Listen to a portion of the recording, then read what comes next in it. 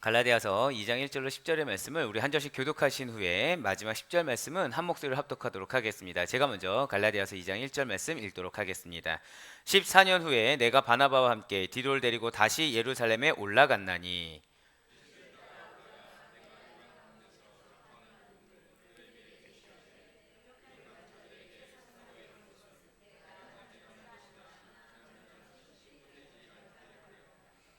그러나 나와 함께 있는 헬라인 디도까지도 억지로 할례를 받게 하지 아니하였으니.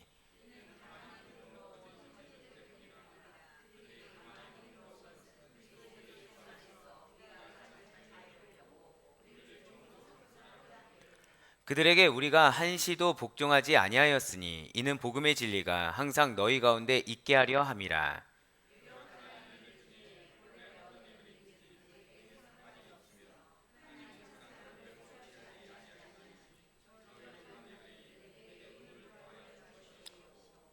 도리어 그들은 내가 무할례자에게 복음 전함을 맡은 것이 베드로가 할례자에게 맡음과 같은 것을 보았고,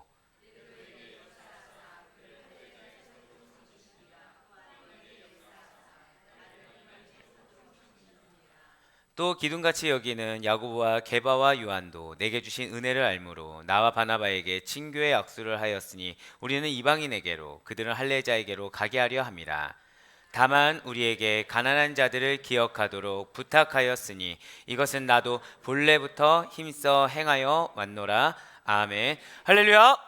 네, 주님께 사랑하신 우리 아데포의 교회 성도 여러분들, 너무나도 보고 싶고 그리고 너무나도 그리웠던 우리 아데포의 성도님들 주님을 환영하고 축복합니다. 우리 좌우 옆에 있는 분들한테 좀 이렇게 한번 인사하시면 좋으실 것 같아요. 우리 은혜 받으시다. 네.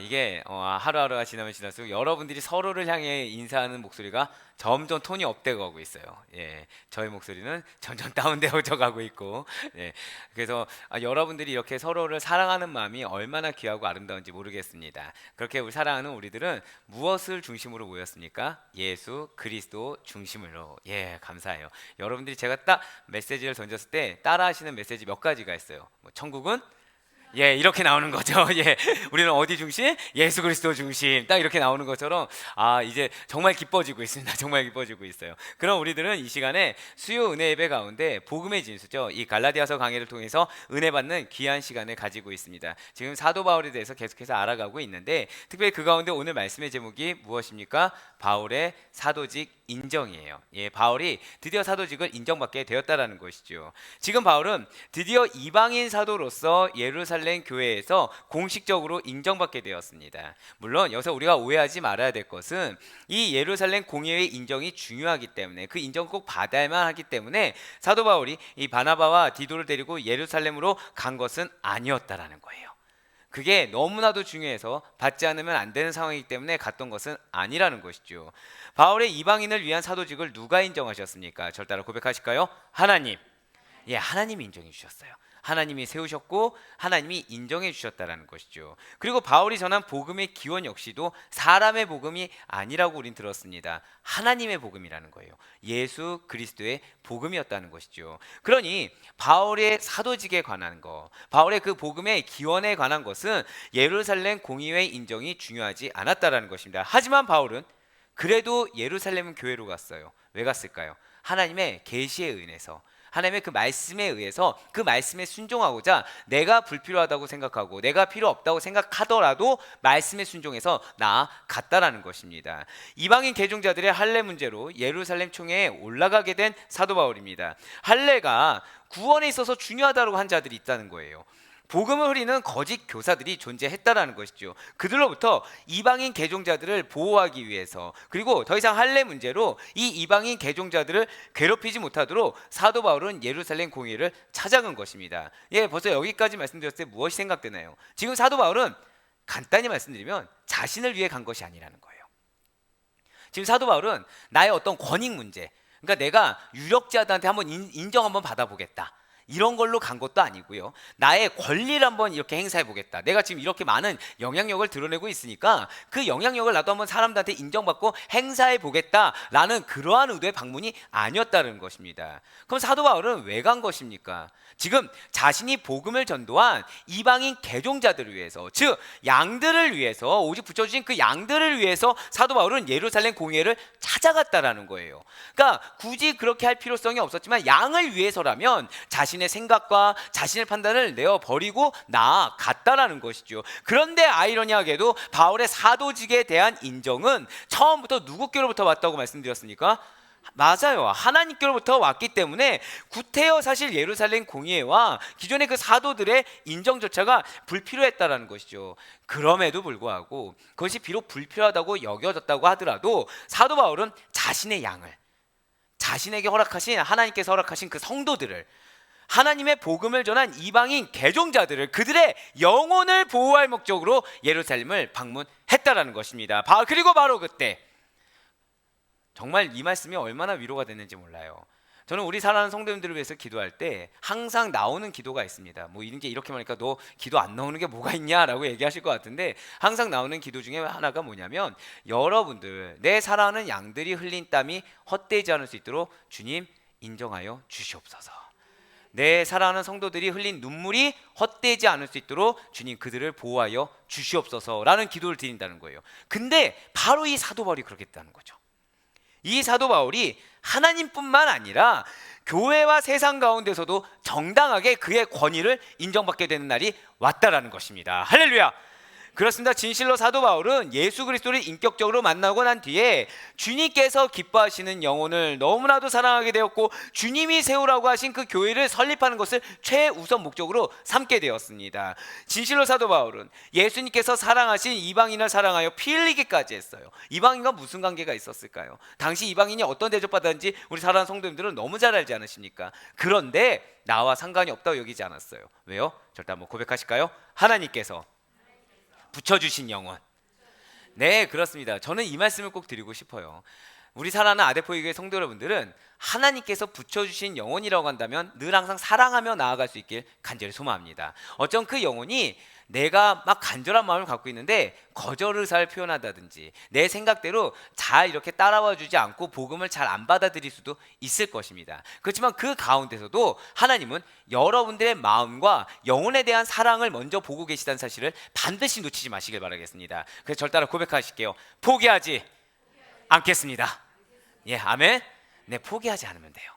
우리가 하나님의 뜻을 먼저 내가 섣불리 재단에서 포기하지만 않는다고 한다면 하나님께서는 반드시 그 영혼을 당신의 때에 당신의 방법으로 복음의 구원의 길로 이끄실 것을 반드시 믿으시길 바라겠습니다. 네, 그렇습니다. 사도 바울이 그러겠다는 거예요. 그러한 사도 바울은 예수님께서 사랑하신 교회를 또 너무 사랑했다는 거죠. 어디까지요? 피 흘리기까지 사랑했다는 것입니다. 진실로 사도 바울은 자신의 목숨을, 자신의 생명을, 자신의 삶을 다른 것을 위해서 산 것이 아니라 오직 그 영혼을 위해서, 하나님께서 사명으로 주신 그 이방인을 위해서, 주님의 몸된 교회를 위해서 바쳤다는 것이죠. 그리고 그것을 누가 인정해 주셨다고요? 하나님이 인정해 주시고 거기서 끝난 것이 아니라 하나님뿐만 아니라 종국에는 교회와 세상에서도 인정받게 되었다는 사실을 이 시간 반드시 믿으시길 바라겠습니다. 네, 그렇습니다. 사랑하는 우리 아데포이 교회 성도 여러분들, 우리가 바로 이러한 사도 바울의 사도적인 사명을 감당하고 있는 자들이라는 그 본질을 놓치지 마시길 바라요. 진실로 하나님께서는 사도 바울을 복음 증거자로 불러주신 것 같이 저와 여러분을 복음 증거자로 불러주셨고 우리를 하나님이 인정하시는 일꾼으로 삼아주셨다는 것이죠. 그러니 우리는 다른 세상의 사람들이나 다른 어떤 세상에 속한 자들을 따라가는 것이 아니라 사도 바울이 그러했던 것처럼 복음에 있어서 이방인 된 자들을, 저 따라 고백하실까요? 영적 이스라엘. 그렇습니다. 영적 이스라엘로 만들기 위해서 우리의 삶까지도 아끼지 아니할 정도로 목숨조차 아끼지 않을 수 있어야 함을 반드시 잊지 마시길 바라겠습니다. 나에게 붙여진 영혼이 진실로 하나님의 권속이 된 데까지 우리는 아끼지 말아야 된다는 거예요. 아끼지 않는 삶과 헌신을 위해서 내 마음이 먼저 포기하거나 실족해서는 안 된다는 것이죠. 한 영혼이 구원받으면 천국에서 잔치가 열립니다. 믿으십니까? 한 영혼이 주님께로 가면 주님이 너무나도 기뻐하세요. 그럼 누가 싫어할까요? 마귀 사단이 싫어한다는 거예요. 항상 드리는 말씀이 있습니다. 은혜가 있는 곳엔 공격이 반드시 있어요. 즉 내 삶 가운데 방해가 있습니다. 대적이 있어요. 그러면 여러분들 삶은 반드시 무엇이 있다고요? 절 따라 고백하실게요. 나의 삶에 은혜가 있습니다. 아멘. 그렇습니다. 사단은 여러분들로 하여금 답답한 현실을 보게 합니다. 사단은 여러분들로 하여금 거절감을 느끼게 해요. 사단은 여러분들로 하여금 막 분노가 치밀어 오를 수밖에 없는 그런 환경을 보게 합니다. 하지만 하나님은 다른 거 말씀하지 않으세요. 그 너머에 계시는 당신을 보게 하시고, 그래서 여러분들 마음이 딱 두 가지를 기억하시면 좋을 것 같습니다. 저를 따라 고백하실게요. 확신과 평강, 그것을 허락하세요. 평강하라. 평강하라. 왜 평강할 수 있어요? 확신이 있으니까. 비록 지금 이 상황이 나에게 거절감을 준다고 하더라도, 비록 지금 이 영혼이 내 마음에 간절한 이 사랑의 손길을 몰라준다고 하더라도, 그 영혼이 반드시 하나님의 권속으로서 변화될 것을 우리가 믿는다고 한다면, 반드시 우리의 마음 가운데는 저 영혼은 어차피 하나님께 속한 영혼, 그럼 나는 저 영혼을 위해서 기도하면 되는구나, 끝까지 침노하는 조서 다가가면 되는구나, 이 상황이 비록 지금 내 생각과 계획과 때와 다르다고 하더라도 하나님께서 나의 모든 상황을 섭리하시는 주관자가 되어주시기 때문에 이 상황은 반드시 하나님의 때에 하나님의 방법으로 이루어지겠구나, 주님 감사합니다. 이 기도가 여러분과 저의 기도임을 반드시 믿으시길 바라겠습니다. 그렇습니다. 그러니 우리는 사도 바울이 그러했던 것처럼 주님이 피 흘려 사신 또 교회를 세우고 거짓 교사들로부터 지키고 보호하는 일에, 또 내가 보호받는 일에 전념을 다해야 된다는 거예요. 자, 제가 방금 뭐라 말씀드렸나요? 우리가 교회를 세우는 거, 지금 우리는 이렇게 아데포이 교회를 하나로 모였죠. 여러분들의 피와 땀과 눈물로 이 교회는 만들어졌습니다. 이 교회에 앉아 있는 것 자체가 헌신이다. 내가 너희의 헌신을 기뻐한다고 주님께서 분명히 인정해 주셨어요. 그런데 중요한 것은 여기서 끝나지 않는다는 것이죠. 거짓 교사들로부터 지키고 보호하는 일뿐만 아니라 여러분들이 복음의 본질에서 흐트러지지 않을 수 있도록 거짓 교사들로부터 보호받는 일에 전념을 다해야 함을 반드시 잊지 마시길 바라겠습니다. 저는 여러분들이 너무나도 귀해요. 너무나도 감사해요. 왜냐하면 제 설교가 짧나요? 길나요? 아이고 주여, 저는 이런 대답을 원치 않았어요. 목사님 짧은 것 같습니다. 한마디라도 나올 줄 알았는데 어쩜 이구동성으로 길어요. 그럼 여쭤보겠습니다. 길다고 느껴지시나요? 그렇죠. 이렇게 얘기하는데 누가 여기서 네 그럴 수가 있겠습니까? 그게 맞아요. 사실은 지루할 수도 있어요. 왜냐면 제 말씀이 굉장히 하드하잖아요. 여러분도 아시는 것처럼 쉽게 말씀 안 전합니다. 여러 가지 책, 이제 다 아시잖아요. 14권 정도 되는 책을 보고서 거기서 묵상하고 결론을 도출해서 드리고 있고, 아시는 분은 아시겠지만 기존에 이 설립을 준비하면서 준비했던 설교는 다 헛것이 됐습니다. 어쩜 여러분한테 매일같이 갓 지은 밥을 먹이길 원하시는지.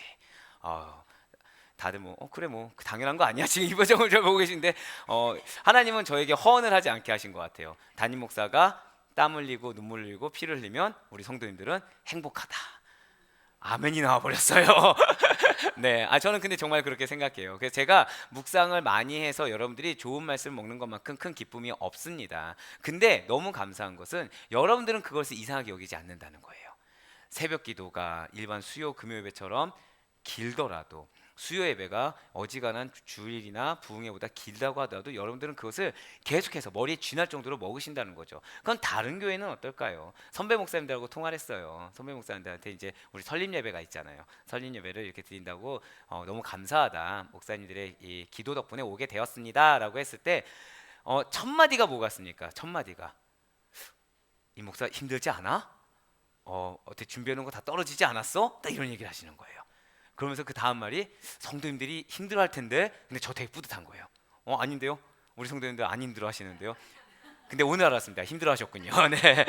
네. 너무 감사한 거예요. 너무 감사한 거예요. 근데 왜 제가 사실은 주변에 목사님들이 걱정할 정도로 말씀을 이렇게 깊이 있게 길게 여러분들에게 증거하면서 여러분들 머리에 쥐가 날 정도로 말씀을 전해드리고 있을까요? 바로 이 이유입니다. 여러분들은 보호받아야 합니다. 보호받는 것은 다른 걸로 보호받는 게 아니에요. 말씀으로 보호받으셔야 합니다. 말씀이 정말 여러분들의 신비에 새겨지고, 이 말씀이 뜻하는 바, 그리고 내 삶 가운데 이 말씀이 적용되는 바가 명확하다고 한다면, 주변의 사람의 소리가 어떠하든지 환경의 소리가 어떠하든지 우리는 흔들림이 없다는 사실을 이 시간 반드시 믿으시길 바라겠습니다. 그렇습니다. 우리가 전념을 다해야 하는 것은 다른 것이 아니에요. 제가 항상 기쁜 것은 여러분들이 말씀을 가지고, 이렇게 전해드린 말씀을 가지고 묵상하고 거기에 따른 희열과 기쁨을 나눌 때 너무 기쁩니다. 너무 감사해요. 그것만큼 저에게 힘이 나는 게 없거든요. 그게 뭐가 힘이 되냐라고 할 수 있어요. 교회가 재정적으로 좀 탄탄하고 많은 성도들도 오고, 아니요. 아닙니다. 많은 성도님도 오는 거 너무 감사하죠. 하지만 저는 제자가 오길 바랍니다. 오신 분이 제자가 되길 바래요. 무리가 아닌 제자로 하나님의 기쁨이 되는 성도가 한 명이 무리의 100명보다 낫다고 여기는 사람입니다. 두 번째로 재정과 물질이라는 거는 하나님이 진짜 왜 영화 중에 타노스라고 있잖아요. 이렇게 안 나눠. 이렇게 한 번 하면 다 사라질 것이고, 그렇지만 하나님이 채워주고자 하시면 능히 기적과 같이 채워주신다는 사실을 여러분들 반드시 믿으시길 바라겠습니다. 그럼 우리에게 중요한 것이 무엇일까요? 사라지지 않는 진리의 말씀인 거예요. 능력의 말씀인 것입니다. 권능의 말씀입니다. 보호하시는 하나님의 능력의 은혜의 말씀이 여러분과 저에게 함께하고 계신 사실을 반드시 믿으시길 바라겠습니다. 그렇기 때문에 우리는 그 말씀으로 주의 몸된 교회 안에서 나도 보호받아야 되고 내 주변의 영혼들도 그 말씀으로 함께 보호하여서 거짓 교사들에게 세상의 가치관과 풍조가 틈타지 못할 수 있도록 우리가 함께 보호하고 수호하는 일에 전념을 다해야 된다는 거예요. 누가 그랬던 것처럼? 사도 바울이 그랬던 것처럼 말입니다. 이 모든 것은 다른 것으로 가능한 게 아니에요. 지금 계속해서 뭘 말씀드렸나요? 오직 말씀으로 가능한 것입니다. 말씀만으로 가능할까요? 아닙니다. 지금 우리가 왜 계속 특별 새벽 기도를 통해서 뜨겁게 부르짖며 나아가겠습니까? 왜 오늘 한 달이 딱 맞췄을 때 뜨겁게 우리가 침례를 줬어 목청껏 부르짖자고 하고서 우리가 새벽 기도 때 부흥회처럼 우리가 부르짖었습니까? 바로 기도로만이 능하다는 사실을 이 시간 반드시 잊지 마시길 바라겠습니다. 저 따라 고백하실게요. 오직 말씀, 오직 기도, 이 두 가지 명제를 잊지 않을 수 있는 여러분과 제가 되길 간절히 소망합니다. 그렇습니다. 하나님께서 우리들에게 오늘 본문을 통해서 하나님께서 인정하신 사도 바울이 하나님의 인정을 받았어요. 어떻게 예루살렘 공의회에서 이방인을 위한 사도로서 공식 인정받는지 그 과정에 대해서 알길 원하세요. 얼마나 감사합니까? 우리가 하나님을 열심히 섬겨요. 믿는 믿음으로 나아가요. 근데 세상 가운데 사실 답답한 상황 가운데 놓여 있는 분들이 계시는 거예요. 잘 풀리지가 않는 거죠. 그래도 믿음대로 이렇게 다가갔을 때 2, 3이 변화될 줄 알았는데 변화되지 않는 겁니다. 환경이 열릴 줄 알았는데 열리지 않는 거예요. 그 답답한 가운데 주님께서 지금 뭐라고 말씀하십니까? 헛되지 않다라는 겁니다. 헛되지 않다라는 거예요. 믿음으로 인내했던 그 세월들이 헛되지 않고 하나님이 인정해 주셨듯이 사람들에게도 공식 인정받게 되는 날이 반드시 온다라는 것입니다. 그리고 우리가 받은 사명을 다시 한 번 더 되새기고 결단하는 은혜의 시간이 되기를 주님께서 간절히 원하고 계십니다. 그럼 먼저 우리 다 같이 오늘 보면 1절과 2절 말씀, 1절과 2절 말씀을 한 목소리 읽도록 하시겠습니다. 시작. 14년 후에 내가 바나바와 함께 디도를 데리고 다시 예루살렘에 올라갔나니 계시를 따라 올라가 내가 이방 가운데서 전파하는 복음을 그들에게 제시하되 유력한 자들에게 사사로이 한 것은 내가 다름질한 것이나 다름질한 것이 헛되지 않게 하려 함이라. 아멘. 지금 1절 말씀 보면 첫 구절에 뭐라고 나와 있습니까? 1절 말씀 한번 보시면 14년 후에라고 나와 있어요. 근데 우리가 오해하지 말아야 될 게 지금 이 14년 후에라는 시점이 바울이 회심한 지 14년이 지난 시점이 아닙니다. 예루살렘을 처음으로 방문한 지 14년이 지난 때를 가리키고 있다는 거죠. 그러니까 성경을 보면은 이 사도 바울이 예루살렘을 총 5차례에 걸쳐서 방문한 것으로 기록하고 있어요. 그런데 여기서 우리는 좋아요. 예루살렘 방문한 지 14년이 됐어요. 총 5차례 방문했어요. 근데 방문 목적이 무엇이었다고요? 이방인 개종자들의 할례 시행 여부를 빨리 해결해 주기 위해서 방문했다고 했죠. 그러면 우리 이제 의문이 생깁니다. 아니 그러면 바울이 이 예루살렘에 갔을 때 5번이나 갔는데 14년 전에 처음 방문하고 5번을 갔는데 왜 하루라도 빨리 이 이방인 개종자들의 할례 시행 여부를 논하지 않고 왜 이제서야 그 거짓 교사들이 이 난립하는 이제서야 해결하자 한 것인가 라는 의문이 들 수 있다는 거예요. 왜 어떤 문제가 있습니다. 그 문제는 빨리 해결하는 게 좋을까요? 나중에 해결하는 게 좋을까요? 빨리 해결하는 게 좋아요. 이건 너무 당연한 상식이겠죠. 근데 사도 바울은 그렇게 하지 않았다라는 거예요. 누가 봐도 급박한 그런 문제 가지고 그리고 누가 봐도 공격 당할 만한 그 상황 가지고 빨리 해결하지 않았다라는 것입니다. 그만큼 중요한 문제라고 한다면 한시라도 빨리 논의해서 해결해야 되지 않나? 라는 생각이 우리는 들 수가 있다는 거예요. 그런데 그 이유에 대해서 2절 초반에 나와 있다는 거죠. 2절 말씀 한번 다시 한번 보시면 처음에 뭐라 나와 있습니까? 계시를 따라 올라가. 이거예요, 이거. 이 모습이 여러분과 저의 모습이 되어야 함을 믿으시길 바랍니다. 사단 여러분들한테 마음 중에 여러 가지 공격하는 마음 중에 심는 마음이 있어요. 저를 따라 고백하실까요? 조급증을 심습니다. 그래서 우리가 말씀보다 앞서게 해요. 우리가 성령님보다 앞서게 합니다. 그래서 우리가 흔히 범하는 오류 중에 하나가 뭐냐면 내가 먼저 행동해 놓고 기도하는 거죠. 내가 먼저 결정해서 움직여 놓고 그 움직인 결과물을 가지고 기도하는 것입니다. 그렇지만 그렇지가 않다라는 거예요. 오늘 2절 초반에 계시를 따라 올라갔다고 지금 봤어요, 우리가. 즉 사도 바울은 그냥 사사로이 자신이 판단해서 올라간 것이 아니라는 거예요. 오직 절 따라 고백하실까요? 하나님의 말씀. 맞습니다. 하나님의 말씀에 의해, 하나님의 계시에 의해 예루살렘 공의회에 이방인 개종자들의 할례 문제를 논하러 갔다는 거죠. 그러니까 제가 항상 여러분들에게 무엇을 강조합니까? 하나님의 말씀보다, 기도보다, 성령의 인도하심보다 앞서지 말아셔야 된다라는 걸 여러 차례 강력하게 권면드렸어요. 오늘 사도 바울을 보시길 바랍니다. 그는 분명 누구에게 사도직을 인정받았나요? 하나님으로부터 직접 인정받았어요, 자신의 사도직을. 그러니 사도 바울에게 있어 예루살렘 공의회 결정 따위는 중요하지 않다, 별로 중요한 것이 아니다라고 말씀을 드렸습니다. 분명 예루살렘 교회 중심 지도자들이 누구입니까? 베드로, 야고보, 요한이에요. 이 세 명은 유대인의 사도로서 하나님으로부터 뿐만 아니라 예루살렘 공의 인정까지도 다 받고 있었다는 것이죠. 그렇지만 사도 바울은 달랐다는 것입니다. 그럼 베드로, 야고보, 요한과는 달리 오직 하나님으로부터 인정받은 이방인을 위한 사도로서 바울을 둘러싼 모든 일은 신적 기원을 가지고 있다는 거예요. 제가 방금 전에 복음 증거뿐만 아니라 이제는 좀 확장시켜서 말씀드렸죠. 바울을 둘러싼 모든 일은 그 기원이 어디에 있다고요? 하나님께. 신적 기원이라는 거예요. 그러니 사도 바울의 움직이는 그 근간이 되는 건 무엇이겠습니까? 오직 하나님이에요. 오직 하나님. 그러니까 말씀을 받고 움직이는 거예요. 계시를 받고 움직였다는 거죠. 그리고 사역을 감당할 때도 그 기준이 무엇입니까? 말씀이 됐다는 거예요. 이것이 여러분과 저의 모습이 되어야 함을 반드시 믿으시길 바랍니다. 여러분들 기도 제목이 있으십니까? 반드시 말씀을 묵상하시길 바랍니다. 여러분들 마음 가운데 은혜의 말씀으로 주신, 마음에 찔림을 주시는 그 메시지를 두고서 기도하시면서 나아가야 되는 것이지 내 상황에 따라 움직여서는 안 된다는 거예요. 반드시 기억하세요. 내 상황에 따라 내가 움직이면 내가 책임져야 됩니다. 하지만 말씀 받들고 하나님의 뜻에 순종하여 움직이면 누가 책임지십니까? 절 따라 고백하실까요? 나의 삶을 주님이 책임지십니다. 아멘? 그 사실을 믿으며 말씀보다 앞서지 않을 수 있는, 성령의 인도하심보다 앞서지 않을 수 있는, 기도보다 앞서지 않을 수 있는 여러분과 제가 되길 간절히 소망합니다. 그러니 사도 바울은 어떠한 상황적인 요소나 어떠한 인간적인 요소에 의해서 예루살렘으로 갔던 것이 아니라 오직 말씀에 의해, 신적 계시에 의해 예루살렘에 갔다는 거죠. 그런데 이때 홀로 가지 않았어요. 홀로 가지 않았습니다.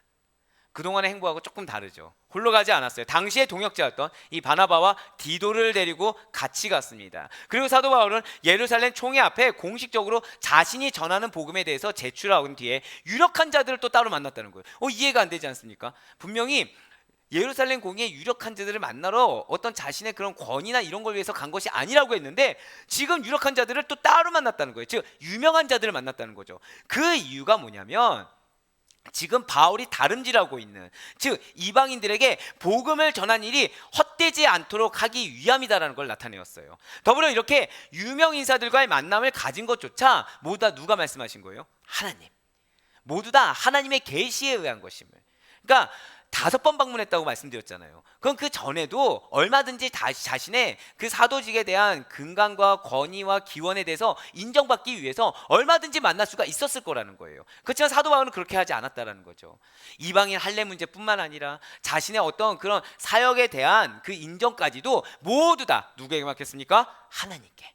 하나님께 맡기고 하나님의 말씀을 주셨을 때 그때 움직였다는 것입니다. 그렇습니다. 사도 바울의 행동 중에서 어느 것 하나 하나님의 말씀을 따르지 않는 것이 없었음을 이 시간 반드시 잊지 마시길 바라겠습니다.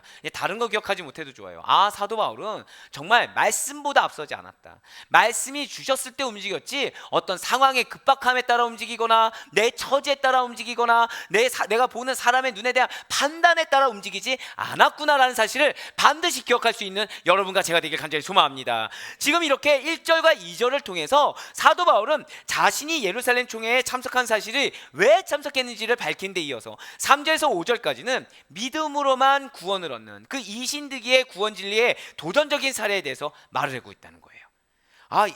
디도가 헬라인이에요. 헬라인이면 이방인이겠죠. 이방인인데도 불구하고 억지로 할례를 받게 한 일이 없었음을 밝히고 있다는 것입니다. 3절 말씀 보시길 바래요. 그러나 나와 함께 있는 헬라인 디도까지도 억지로 할례를 받게 하지 아니하였으니. 아멘. 지금 이방인 디도는 누구로부터 할례를 강요받아 본 적이 없다라고 지금 밝히고 있습니다. 이것은 대체 무슨 의미가 될까요? 분명 사도 바울은 자신이 개인적으로 만난 바 있는 유명한 자들, 누굴까요? 예루살렘 지도자들이겠죠. 사회적인 어떤 저명적으로 인정받고 있는 예루살렘 지도자들일 것입니다. 그 지도자들조차 이방인 디도의 할례를 강요하지 않았다라는 거예요. 즉 거짓 교사들이 무엇을 강조합니까? 할례를 받아야 구원받을 수 있어. 이방인이라고 하더라도 할례를 받아야 돼 라고 하고 있는데, 정작 예루살렘 유명 지도자들, 그러니까 사회적인 저명 인사조차도 이방인 디도가 할례 받지 않는 것에 대해서 아무도 문제 삼지 않았다라는 걸 지금 밝히고 있는 것입니다. 그런 점에서 볼 때 바울 입장에서는 이방인들이 구원을 받기 위해서 할례를 받아야 한다라는 갈라디아 교회 내의 율법주의자들, 즉 거짓 교사들의 주장이 너무나 어처구니 없는 것으로 또 증명됐다는 것이죠. 때문에 사도 바울은 디도에게 억지로 할례를 받게 하지 않았을 뿐만 아니라 그리스도 예수 안에 있는 그 참된 자유를 파괴하고 죄종으로 성도들을 전락시키는 율법주의자들의 요구에 끝까지 복종하지 않았음을 명명백백히 밝히고 있는 것입니다. 그리고 나서 이제 6절부터 9절까지는 예루살렘 교회 지도자들이 드디어 바울의 이방인을 위한 사도 직분을 인정해요. 그리고 교제까지 한다는 거죠. 그러니까 인정하고 너하고 나는 갈 길이 다르니까 그냥 가, 이렇게 얘기한 것이 아니에요. 인정하고 교제를 나눴어요. 인정하고 동역하기로 했다는 것이죠. 진실로 예루살렘 교회 지도자들은 바울이 전하고 있던 복음에 추가적으로 어떤 것을 전해야 된다라고 결코 말하지 않았어요. 오히려 예루살렘 교회 지도자들은 베드로, 수장급이잖아요. 베드로가 할례자인 유대인들에게 복음 전파의 사명을 받았던 것처럼 잘 기억하셔야 돼요. 베드로의 사명이 무엇이라고요? 할례자인 유대인들에게, 유대인들에게 복음 전파의 사명을 받았던 것처럼 사도 바울은 반대로 무할례자인 이방인들에게 복음 전파의 사명을 받은 것을 알게 됐다는 거죠. 즉 사도 바울의 사명을 베드로와 동급으로 인정해 주었다는 것입니다. 얼마나 놀라운 일일까요? 얼마나 놀라운 일이에요. 이러기가 쉽겠습니까? 쉽지 않다는 거예요. 베드로에게 역사하신 하나님께서 베드로를 할례자들의 사도로 삼은 것처럼, 이러한 사역의 영역을 인정한 것처럼 바울 자신도 하나님께서 이방인의 사도로 삼으셨으므로 바울의 사도직은 신적 기원을 가지고 있다. 베드로와 마찬가지로 신적 기원을 가지고 있다는 것을 밝히고 있다는 것입니다. 그리고 이제 9절 말씀, 한번 우리 9절 말씀을 다 같이 한번 읽어보도록 하겠습니다. 시작. 또 기둥같이 여기는 야고보와 게바와 요한도 내게 주신 은혜를 알므로 나와 바나바에게 친교의 약수를 하였으니 우리는 이방인에 이르고 그들은 할례자에게로 가게 하려 함이라. 아멘. 지금 사도 바울은 야고보, 베드로, 요한, 그러니까 예루살렘 교회의 수장급들, 가장 높은 지위에 있는 자들이 바울과 바나바와 교제의 약수를 나눴다고 지금 고백하고 있어요. 분명 야고보, 베드로, 요한은 예루살렘 교회의 지도자들입니다. 중심 지도자죠. 그냥 지도자가 아니고 메인급이라는 거예요. 바울이 여러 교회를 세우면서 활발하게 이방인의 사도로서 활동을 하였다고 하더라도 사실 야고보, 베드로, 요한의 입장에서는 무시해도 돼요. 무시해도 됩니다. 생각해 보세요. 대형 어떤 공동체에 수장이 딱 있는데 갑자기 외부에서 활동했다고 하면서 와가지고 자신에 대해서 밝혔을 때 인정하기란 쉽지가 않은 거죠. 그러면서 사실은 바울은 우리랑은 사역적인 견해가 맞지 않다, 나와는 사회적인 위치가 맞지 않다, 다르다라고 하면서 배척하고 인정하지 않으면 그만이 위치라는 것입니다. 즉 뭐냐, 무시해도 될 만한 위치라는 거예요. 그의 사역 자체를 무시해도 될 만한 위치라는 거죠. 그런데 야고보와 베드로, 요한이 이렇게 바울과 바나바를 수용하지 않는다고 해도, 친교를 나누지 않는다고 해도 누구 하나 손가락질하지 않고 오히려 그걸 당연하게 여기는 위치라는 것입니다. 그럼에도 불구하고 베드로, 야고보, 요한은 바울과 바나바를 자신과 같은 하나님의 일꾼으로 인정해 주었습니다. 얼마나 대단합니까? 그들과 하나님 안에서 교제하면서 협력할 것을 다짐하는 악수를 나누었다는 거죠. 즉 지금 베드로, 야고보, 요한은 자신의 사회적 위치가 중요한 것입니까? 전혀 그렇지 않았다는 거예요. 무엇이 제일 중요했을까요? 절 따라 고백하실까요? 동역. 너무 작은데? 한번 고백하실게요. 동역. 동역이 중요했다는 거예요. 동역이 무엇입니까? 함께 하나님의 사역을 감당하는 거, 이게 중요했다라는 거예요. 무슨 파냐, 누가 어느 위치냐, 이게 하나도 중요하지 않았다는 거죠. 하나님의 사명을 받은 자로서 같이 동역하는 거, 남녀노소를 구분하고 사회적인 위치를 다 따지지 않고 우리가 하나님 안에서 한 비전을 받았으면 그 비전을 이루는 사역을 같이 하는 거. 자, 할례자에게 복음 전파의 사명, 무할례자에게 복음 전파의 사명, 이 공통점은 무엇입니까? 영혼 구원의 사명이 있다는 거예요. 그거 하나만 가지고 그게 가장 중요한 사역의 본질을 놓치지 않았기 때문에 베드로가 됐든 바나바가 됐든 바울이 됐든 야고보가 됐든 요한이 됐든 하나로 뭉칠 수가 있었다는 거죠. 중요하지 않았다는 거예요. 다툴 일이 있을까요? 전혀 없다는 겁니다. 전혀 없다는 거예요. 저는 그래서 우리 교회를 너무나도 사랑합니다. 왜냐하면 우리 교회는 제가 아침에 이렇게 차량 운행을 하면서 나눈 말 중에 이런 말이 있어요. 모두 다 스텝이다. 모두 다 스텝이다. 교회를 모두 다 같이 구성하는 스텝이다.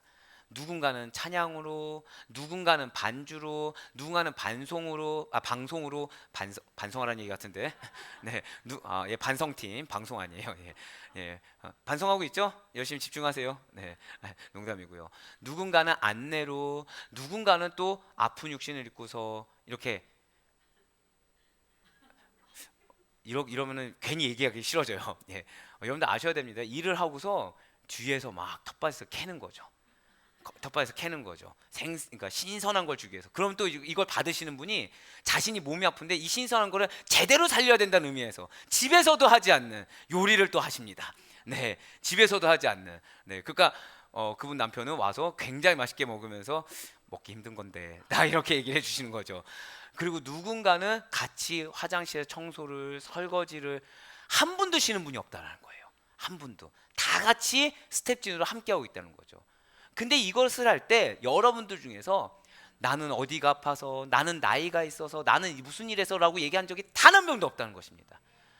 아니 열심히 하고 있는데 또 이것도 하려고 하고 있고 대체 저보고 어떡하라는 얘기입니까? 여러분들이 그러면 저는 더 열정적으로 선포해야 되는데 몸이 나만하진 않겠어요 라고 하지만 정말 행복한 거죠. 담임 목회자로서 뭐가 행복할까요? 여러분들이 하나님 안에서 하나가 되는 거, 그리고 여러분들이 그 하나님 안에서 성장하는 거, 여러분들이 하나님 안에서 회복되는 거. 우리 교회는 아시다시피 상처가 있는 분들이 다 있습니다.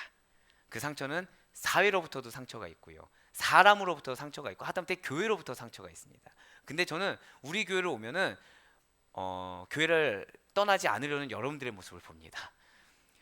일부러 가라고 청소를 하고 있어도 그럼 청소 또 같이 해야지 막 이러고서 청소 다 끝나면 또 가실까요, 안 가실까요? 잘 안 가시는 거예요. 너무 사랑하셔. 네, 너무 감사한 거죠. 왜 그러실까요? 회복되는 과정이기 때문인 것입니다. 하나님 안에서 회복되는 과정이기 때문인 것입니다. 저는 우리 교회가 그래서 이 베드로와 야고보와 요한과 같이, 바울과 바나바와 같이 동일하게 위치에 상관없이 하나님의 사역, 동역을 하고 있는 주의 몸된 공동체임을 확신합니다. 그래서 이 말씀이 얼마나 저는 감사했는지 몰라요. 사랑하는 내 아들아, 너희 교회는 내가 정말 기뻐하는 교회야. 너희 성도들은 정말 이런 자들이야 라고 하신 거예요. 너무 감사한 거죠. 너무. 네, 예, 울컥할 뻔했어요.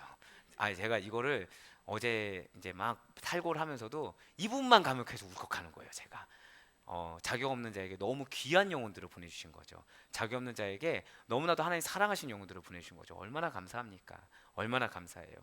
예, 맞습니다. 분명히 이들은 사실은 누구 한 명 서로가 서로를 배척해도 될 만한 위치였어요. 근데 그렇지 않았어요. 그들은 하나님 안에서 교제했습니다. 하나님의 사역보다 더 중요한 것이 없었다라는 거예요. 이 모습이 교회의 리더의 모습이고 오늘날 지속적으로 우리들이 견지해야 될 모습임을 반드시 잊지 마시길 바라겠습니다. 그렇습니다. 지금 우리는 주님을 위해서 자신의 명예와 자신의 영광, 자신의 위치, 자신의 기득권까지도 포기할 줄 아는 사도들의 저력을 볼 수가 있었어요. 초대교회가 바로 이런 교회라는 거예요. 나의 기득권도 포기합니다. 나의 명예도 포기합니다. 나의 영광도 포기합니다. 나의 이익을 포기해요. 누구를 위해서? 절대 고백하실게요. 오직 주님을 위해서. 할렐루야. 그렇습니다. 이게 바로 초대교회의 모습이고 여기서 사도들의 저력이 나왔어요. 여기서 초대교회와 같은 놀라운 붕의 역사가 일어났고 여기서 초대교회와 같이 놀라운 회복의 은혜가 일어났다는 거죠. 할렐루야. 이 세상은 근데 어떻습니까? 같은 분야에서 명성을 얻고 인기를 얻는 자들 보면 질투해요. 배척합니다. 어떻게든 끌어내려서 그 끌어낸 빈 위치를 자신이 차지하려고 앞다투면서 경쟁하게 바쁘다는 거죠. 자신보다 앞선 사람이 있어요. 그럼 그를 동역자로서 야 대단하다고 해서 선한 롤모델을 삼는 것이 아니라 경쟁자로만 인식하면서 이를 갈고 배합한다는 거죠. 쟤는 대체 나보다 모자란 것이 있길래 저렇게 하나님이 기름 부어주시는 거야. 왜 사람들이 따르는 거야? 왜 저 사람은 하느님마다 잘 되는 거야? 라면서 배합한다라는 거예요. 안타까운 것은 이것이 교회 안에서도 이런 모습을 볼 수가 있다는 거죠. 하나님께 대한 사랑과 믿음이 아닙니다. 오직 다른 사람보다 앞서고자 하는 경쟁심 때문에, 좀 더 인정받고 좀 더 사랑받아 보겠다는 그 탐욕 때문에, 욕심 때문에 하나님의 일에 열심을 내는 자들을 복원한다라는 거예요. 교회 내에서 자신의 인간적인 위치와 인간적인 인정 때문에 오히려 모임을 빙자한 당파를 세우고 교회의 중추적인 역할을 감당하면서 나의 소리를 드높이는 가운데 영향력을 과시하려고 열심을 냅니다. 나의 뜻과 다른 자들을 배척을 해버려요. 내보내버려요. 하지만 사도 바울은 달랐다라는 것입니다. 오직 예수 그리스도만을 사랑했기 때문에 복음 증거와 교회 세운 일에 열심을 냈지, 내가 어떤 위치냐, 내가 어떻게 인정받냐, 이건 정말 중요하지 않았다라는 거예요.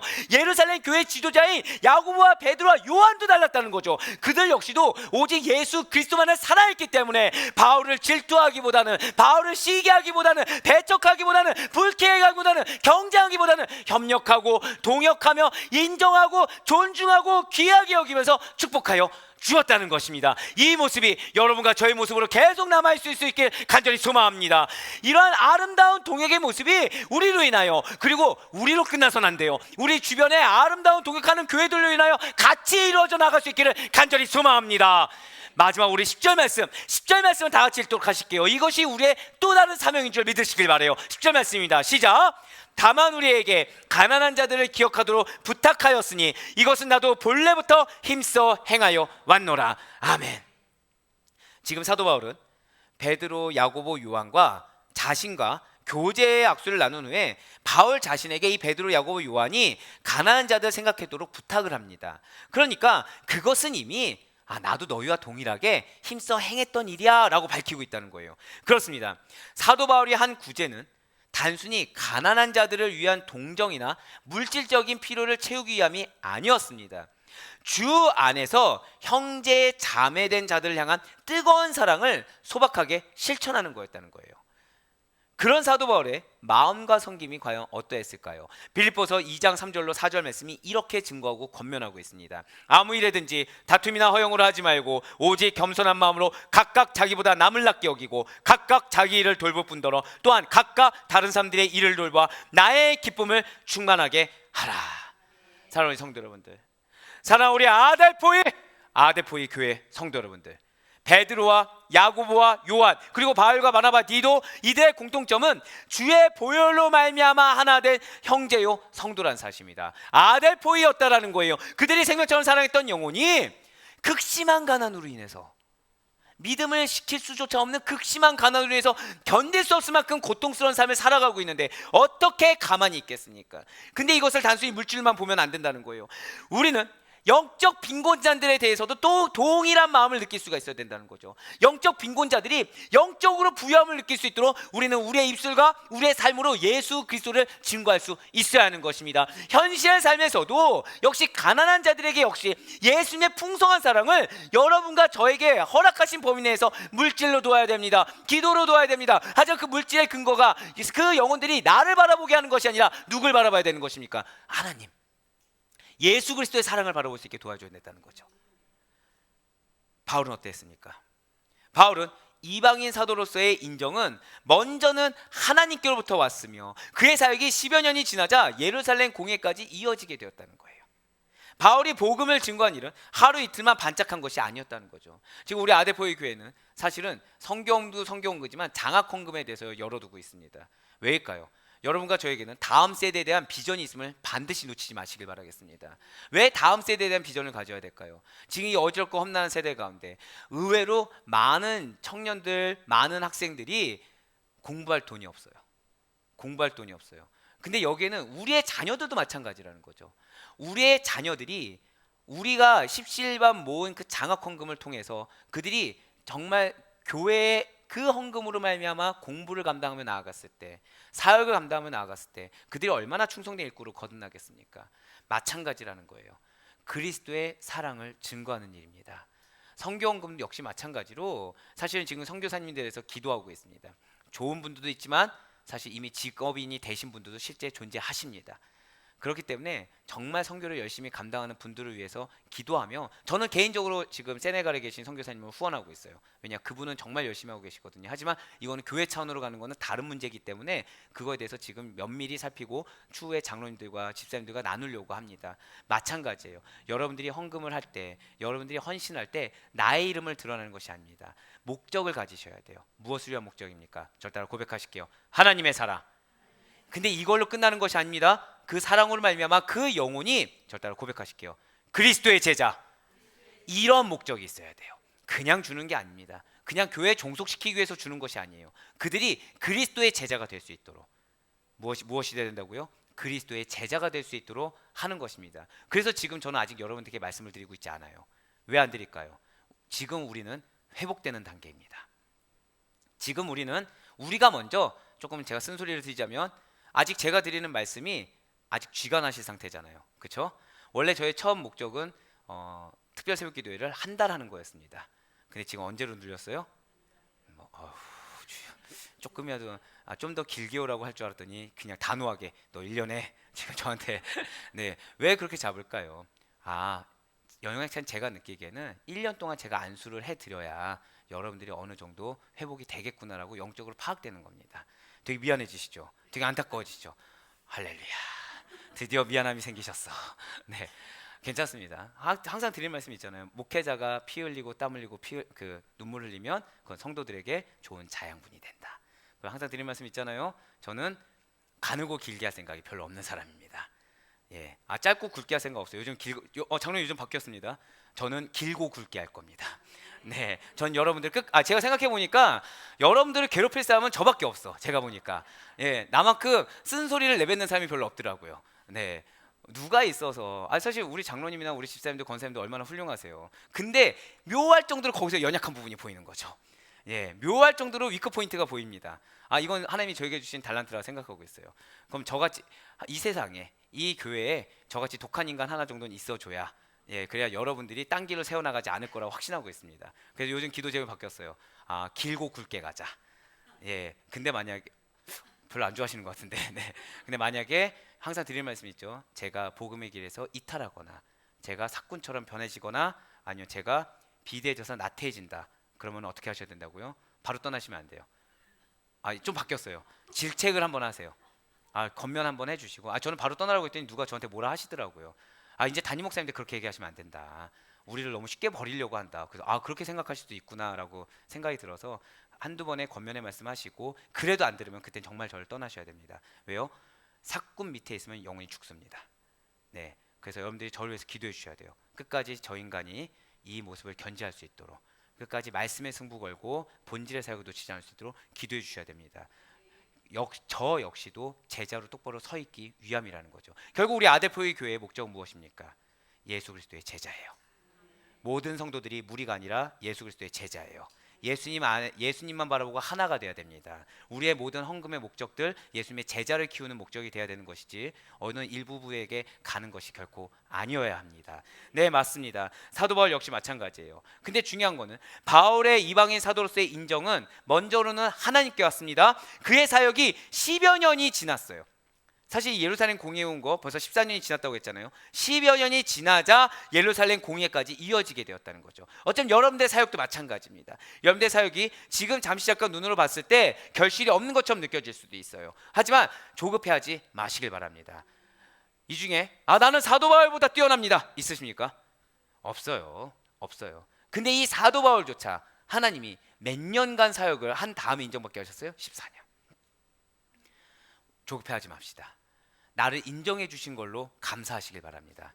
나를 인정해 주셨다고 한다면 지금 현실이 답답하다고 하더라도 그 현실은 어느 순간 하나님께서 반드시 인정받게 하는 날이 오실 것을 믿으시길 바라겠습니다. 그래서 저는 지금 이 시기가 우리가 모두 다 연단되는 시기며 회복되는 시기라고 확신하고 있는 거예요. 우리가 만약에 회복이 돼서 예수 그리스도의 제자로 더더욱 거듭나고 하나님이 인정이 되었을 때, 물론 우리도 지금도 제자겠죠. 하지만 여전히 연약한 거예요. 누군가를 제자로 세우기에는 아직 연약한 겁니다. 하지만 그것을 온전히 이룰 수 있을 정도로 성장했을 때, 그때 여러분들에게 부어주실 하나님의 은혜와 축복을 저는 너무나도 크게 기대하고 확신하고 있습니다. 그러니 우리 사랑하는 아데포의 성도 여러분들, 끝까지 제자로 남아있을 수 있길 간절히 소망합니다.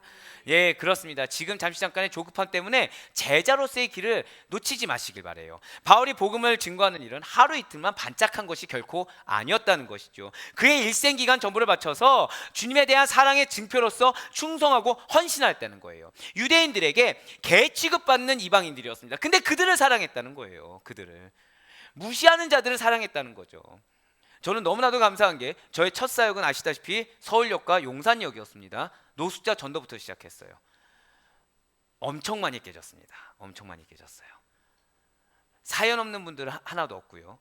근데 그 가운데서 아마 아시는 분은 아시겠지만 제가 처음으로 목회에 대한 길을 하나님이 열어주신 게, 그때는 깨닫지 못했지만, 그러니까 저를 보고서 정말 기도도 제대로 할 줄 모르는 저한테 와서 목사님 저 좀 구원해 주세요, 이 말을 들었을 때였어요. 근데 그때 20명이 무릎 꿇고 기도 받았습니다. 저 기도 잘했을까요? 못했을까요? 정말 못했어요. 죄송하지만 하나님 이 영혼을 구원해 주세요 하는데 눈물이 나는 거죠.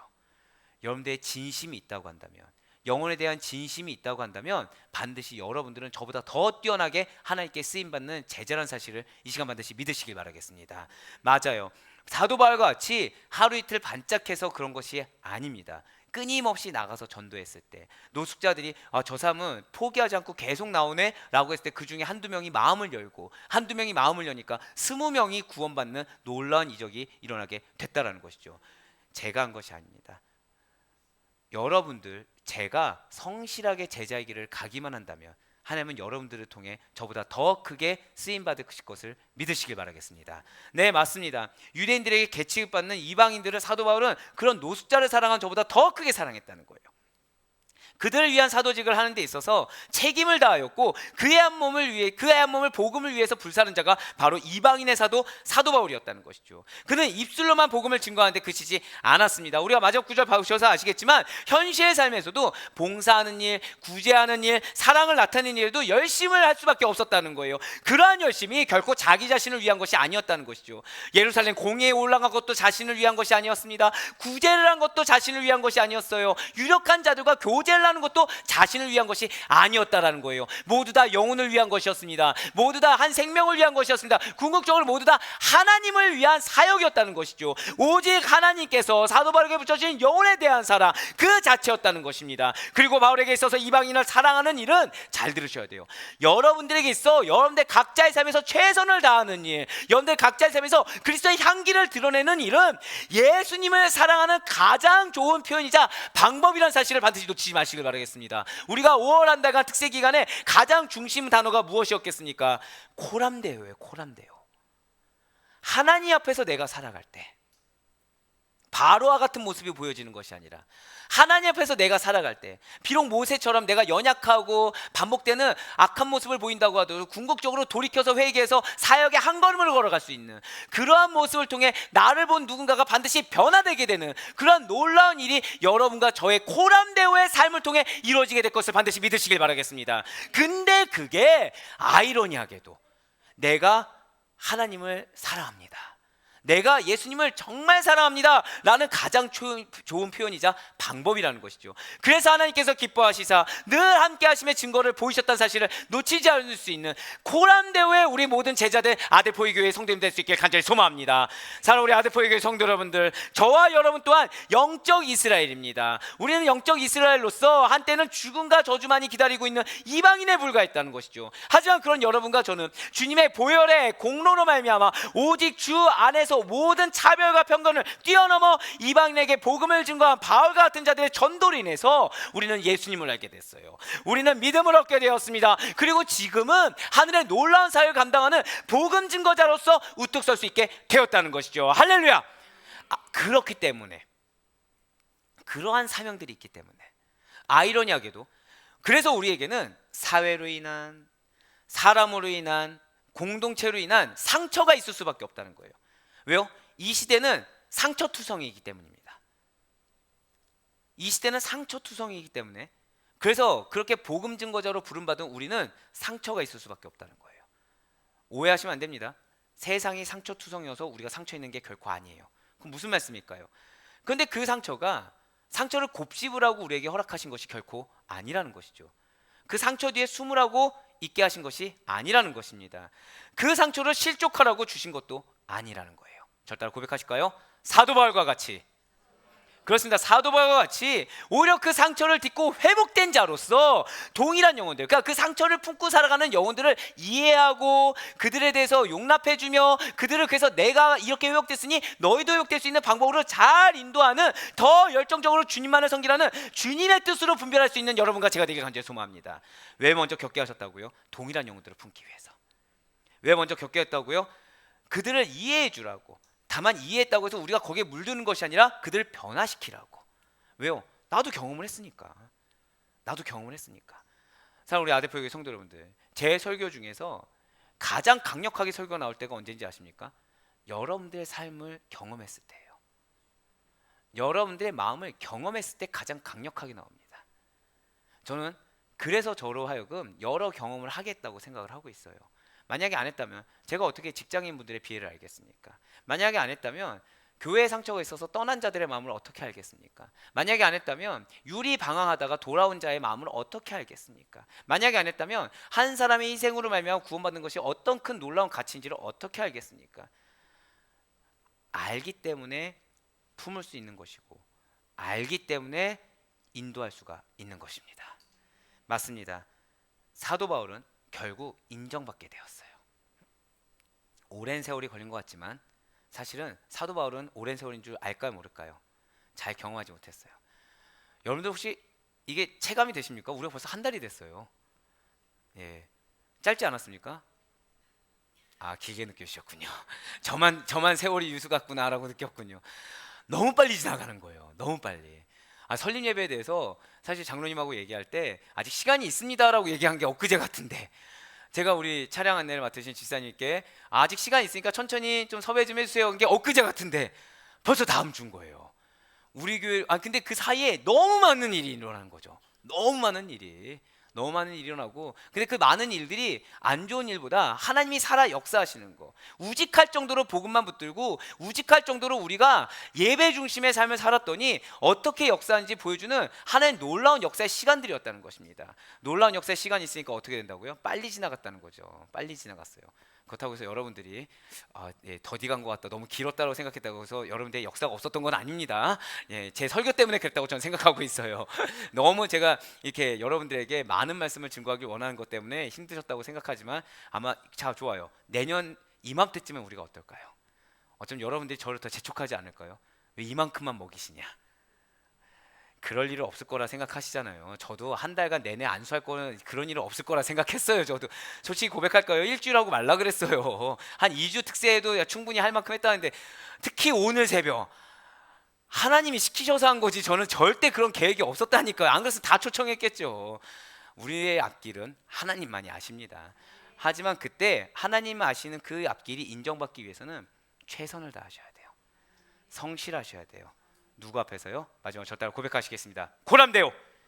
네, 그렇습니다. 고람대오의 신앙으로 나갔을 때 우리는 인정받을 수 있게 되는 것입니다. 사도 바울 마찬가지였죠. 사도 바울은 결국 인정을 받을 수가 있게 됐다라는 거예요. 그의 인정받음은 사도 바울의 어떠한 세상적인 노력 덕분이 아니었다라는 사실입니다. 하나님에 대한 순적한 믿음이었어요. 하나님에 대한 열정적인 열심이 연단의 과정을 거쳐서, 제 지금 방금 뭐라 말씀드렸어요? 연단의 과정을 거친다는 거죠. 그러니까 사랑하는 우리 성도 여러분들, 지금 기도 제목 가운데 놓여 있습니까? 연단의 과정을 거치고 계십니까? 기뻐하시길 바래요. 왜요? 하나님에 대한 순적한 믿음으로 인해서 받는 연단이고, 그 열심 때문에 받게 되는 연단이기 때문에 결국에는 인정받게 될 것이고, 결국에는 더 큰 사역으로 나아가게 되는 밑거름이 된다는 사실을 이 시간만 다시 확신하시길 바라겠습니다. 우리 역시 정말 마찬가지라는 거예요. 우리에게는 허락하신 영혼들이 있습니다. 우리에게는 허락하신 다음 세대들이 있어요. 우리에게 허락하신 허다한 연약한 공동체가 있습니다. 거기에 우리는 복음을 증거하고 상처를 회복시키라는 사명을 가지고 우리는 부름받았다는 것이죠. 바울과 마찬가지로 절 따라 고백하실게요. 이방인 사도로서, 맞습니다. 이방인 사도로서의 직분을 감당할 책임이 여러분과 저에게 있음을 잊지 마시길 바라겠습니다. 오늘의 사도 바울을 잊지 마시길 바라요. 우리의 주를 향한 열심이 결코 헛되지 않음을 믿는 믿음으로 말미암아 끝까지 복음만을 붙드시길 바랍니다. 복음이 무엇입니까? 예수 그리스도의 십자가의 죽으심과 부활하심이에요. 그것이 나의 삶입니다. 결국 내가 그래서 마음이 썩어 문드러질지언정 십자가에서 죽을 수 있다. 그것이 은혜예요. 왜요? 내가 십자가에서 죽으면 주님께서는 반드시 여러분과 저를 살려주실 것입니다. 내가 십자가에서 죽으면 여러분과 저로 말미암아 그 지역이 하나의 미랄이 되어서 풍성한 열매가 맺게 될 것을 믿으시길 바라겠습니다. 그러니 우리가 붙들 것은 복음밖에 없어요. 사람 붙드는 거 아닙니다. 환경 붙드는 거 아니에요. 내 판단 붙드는 거 아니에요. 사도 바울 오늘 뭐보다 앞서지 않았습니까? 말씀보다 앞서지 않았어요. 말씀보다. 말씀을 신비에 새기시길 바랍니다.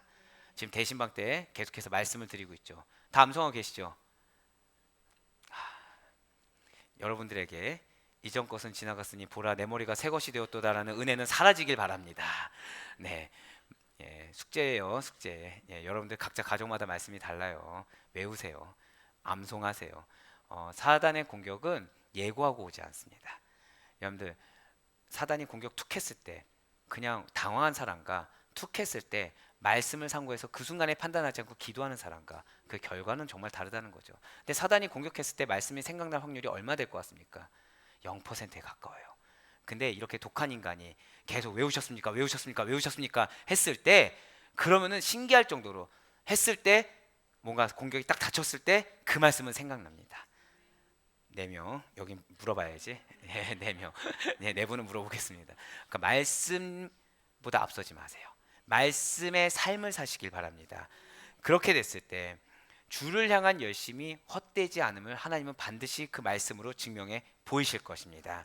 그러니 끝까지 복음만을 붙드시는 가운데 여러분들이 받은 사명을 온전히 그 말씀의 능력으로 말미암아 감당해 나아갈 수 있는 우리 모두가 될 수 있길 간절히 소망합니다. 그래야 바랄 것 없기는 하나님께서 명하신 그 사명을 다하는 데 있어서 나의 삶조차 나의 생명조차 아끼지 않는 저와 여러분이 되시는 가운데 사람이 좀 인정 안 해주면 어떻습니까? 주님의 인정과 칭찬이 될 수 있기를, 그로 말미암아 내가 지금 놓인 상황과 환경 가운데서 반드시 하나님의 살아 역사하심을 목도할 수 있는 그런 축복된 변화된 제자로서의 삶을 사는 여러분과 제가 될 수 있기를 주님의 이름으로 간절히 축원합니다.